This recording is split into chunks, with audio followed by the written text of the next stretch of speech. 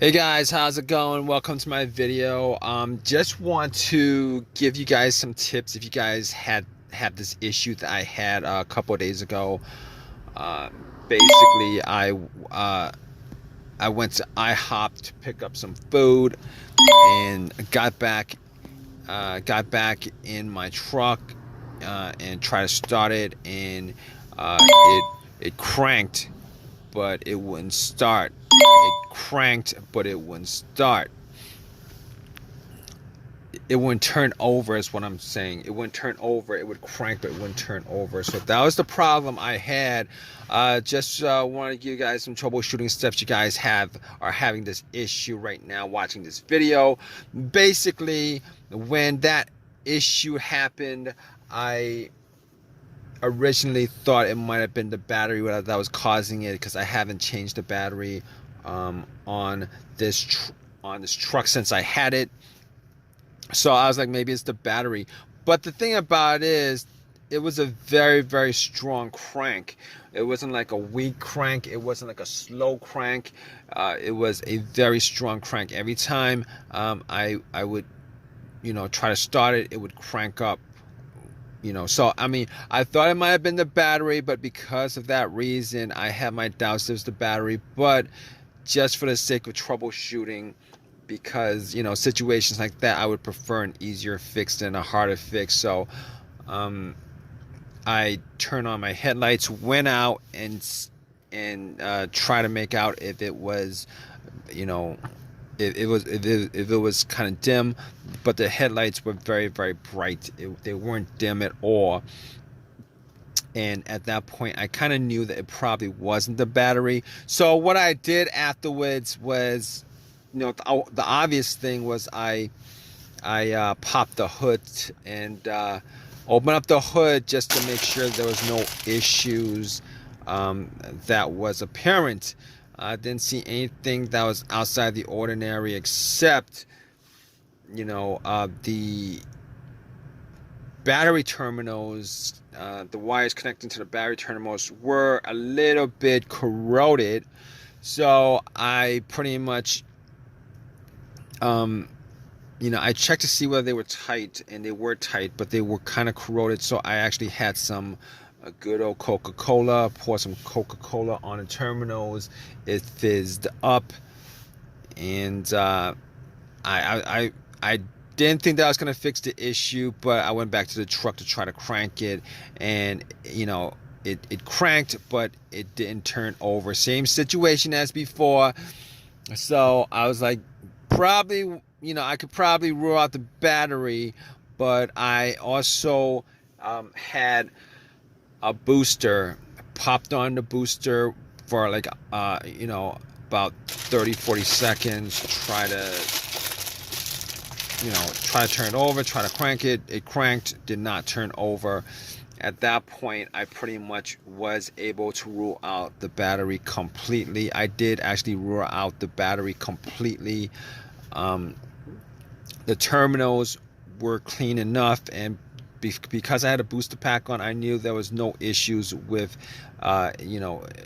connection issues, connectivity issues, stuff like that, because of the terminals being a little bit corroded. So at that point, I could rule out the battery, and I could also rule out the alternator. But the alternator wasn't part of this whole troubleshooting thing to begin with, because if the alternator was bad, I wouldn't have been able to crank it at all. And because if that situation had happened, I would have had cables on the battery, and it would have cranked up, and would have died out as soon as I took the cables off.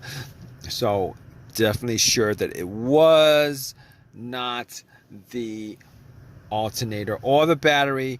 And I also made sure to check out the negative ground wire cable from the battery, to make sure that there was no issues as far as it being loose or being corroded, or the wire being frayed. Sometimes that could cause this issue where it would crank, but it wouldn't turn over. However, in most of these situations where the crown wire is the issue for a no crank, no start, normally there would be like a slow crank, but this is every time I would crank the truck up, it would be a very, very strong crank. So I could rule out the negative line, I could rule out the battery, I could rule out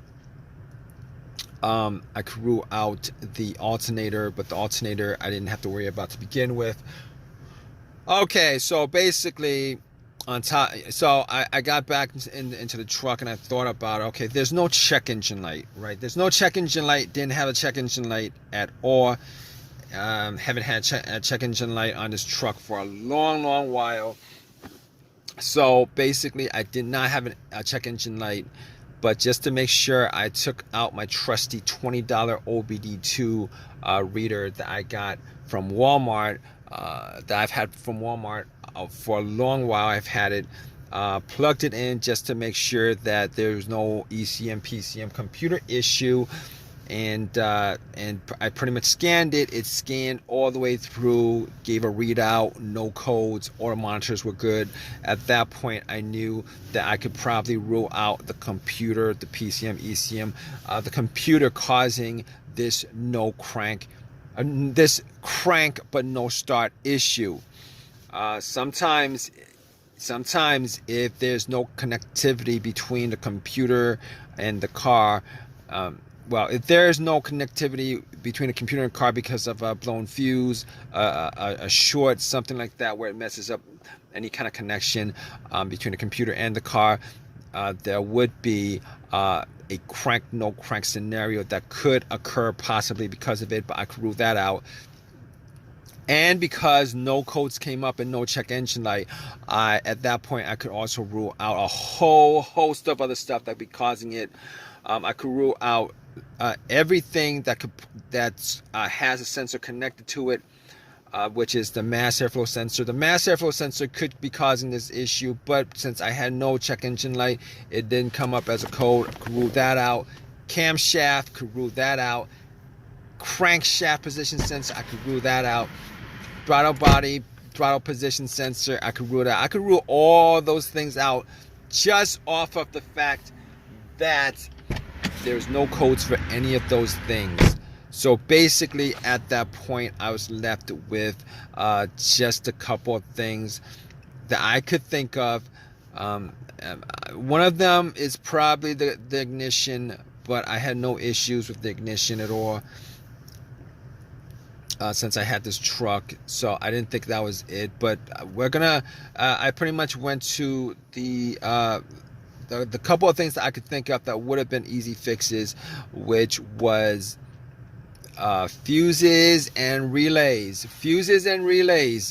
So basically I pretty much opened up the pulled out the cover for the fuse box and checked to see whether there was any blown fuse, any kind of smell of a burnt smell, whatever. Brownish looking fuses from the top, and I wasn't able to see any of it. All right, anything that was blown, anything that was out of the ordinary. So basically from the parking lot, I could not actually tell whether there was a blown fuse or not. However, there is a good chance that a relay may have been the problem. And the one thing that pretty much I thought could have been the issue was the fuel pump. Now let me give you guys tell you guys what I did as far as trying to determine whether it was the fuel pump or whether it was the fuel pump relay. All right, so basically I was in my car and I was trying to see if I could hear the fuel pump priming. Normally the fuel pump primes just before the car turns over and starts. It coincides with the crank and everything to air, fuel, spark. Those are the things that causes the engine to work. And obviously the system, the fuel pump sends gas before the spark happens or simultaneously. But anyway, if you guys don't know how to do this, what you guys want to do is normally it would be, you'd have two people. One person would be, listening, uh, have the gas cap off and listen from where the gas cap is off, where you would pour gas. But one person would be listening, and then the other person would be trying to put the car into the ignition into the on position, just to hear whether there was a whizzing sound, just to see whether there was like a whizzing sound or a motoring sound, the fuel pump pretty much priming, sending fuel to the engine. Now, I was the only person, I was the only one person there picking up food, so it was just one person. So I was like in my car, and I was pressing it, trying to get to the. I tried to listen as intently as possible. Intently as possible. I don't know if that's the correct word for it, but I pressed it to on position, sitting in my car, trying to see whether I could hear some kind of whizzing, motoring kind of motor going off kind of sound, because sometimes it's loud enough where you can actually hear it. I turned everything off, tried to listen to it.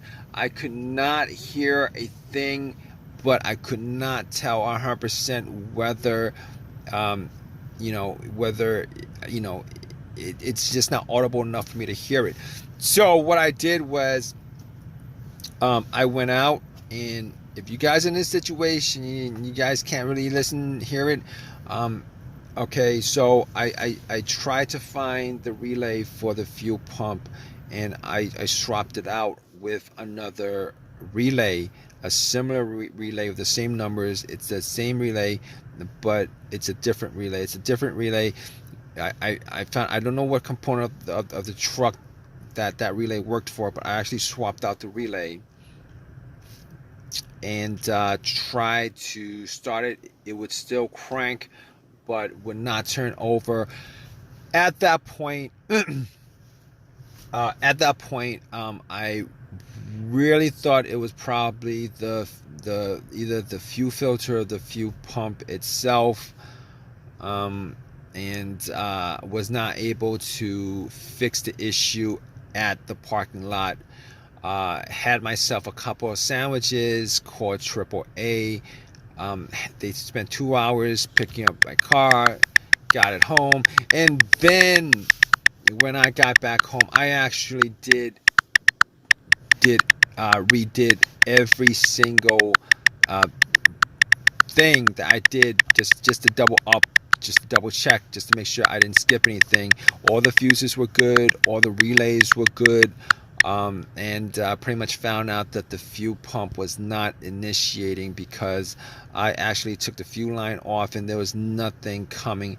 I basically took the fuel line off, wrapped a Ziploc bag and a rubber band around the hose, and put it on position just to prime it. Normally, if the fuel pump was working, if there's nothing obstructing it, there would be some fuel in the bag. There's no fuel in the bag. There's no gas in the bag. So it could be one of two things. Maybe a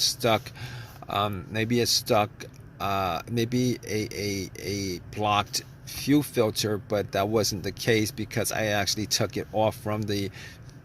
That wasn't the case. That wasn't the case. It was actually the fuel pump that was the issue. It was the fuel pump that was the issue. The fuel pump turned out to be the issue because I had to get to it, and since there was nothing coming out, 100% that it was the fuel pump that was the issue. So I went to AutoZone, took out the fuel pump, went to AutoZone, put in the fuel pump, and it works fine. The truck works fine without any issues at all. It works fine without any problems. It took me after it was installed, it took me a couple of I had to press the accelerator a couple of times before it actually started up when I cranked it. But once that happened, I turned off, turn on again, it cranked up without any issue whatsoever. So if you guys are in this situation right now and you guys are looking for a way to figure out what that no crank what that crank and no start situation is. Just pretty much you guys can figure it out, like 90% of what might be causing, if you guys actually went down the list of everything I did pretty much to troubleshoot my particular situation.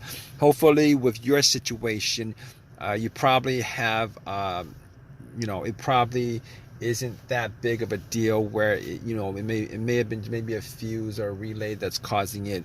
But regardless, you guys have any comments, please leave your comments in the comment section. If this has helped you guys out in any way, please give me a thumbs up. Please subscribe. All right, guys, take care.